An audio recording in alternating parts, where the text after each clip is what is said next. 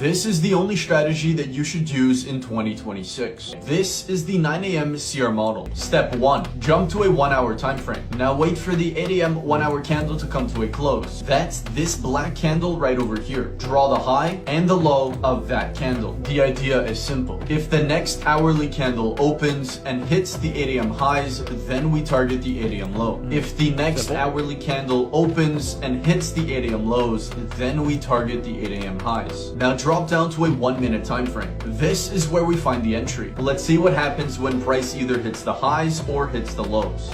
You can see here price has just tapped into the 8 o'clock high. We have left the 8 o'clock lows open. This becomes the target and this becomes the point where we look for the reversal. Let's go ahead and zoom into this. Price has just formed an IFVG as soon as this candle closed beneath this fair value gap. Price has also just formed a bearish order block as soon as this down close candle closed beneath this up close candle. Those two signatures while tapping into the 8 o'clock highs is the signal. Entry short as soon as the IFVG and the order block are confirmed. Your stop loss goes right to that swing high and your final take profit goes down to the 8 a.m. lows.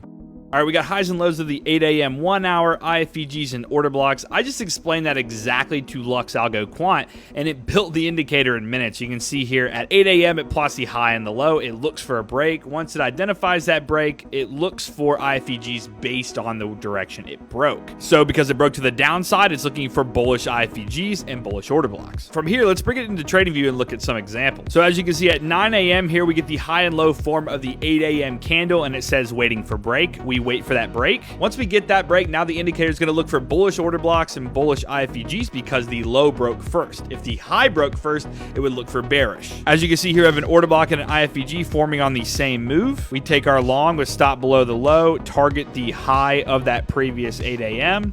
and perfectly hit target. All right, here's another one. You got the high and the low of the previous 8 a.m. candle. Now we're just waiting for a break to either side. We get a high break there going into open, and we actually get an order block and an IFVG right off that opening candle. You would end up taking your short stop above the high and then targeting the low of the 8 a.m. candle, and perfectly hits again. Let's see if we get another move. Goes back up to the high. You get another IFVG and order block. Runs right back to that low. But if you like this strategy and you want this indicator for completely free, just DM us 8 a.m. and I'll send you a link.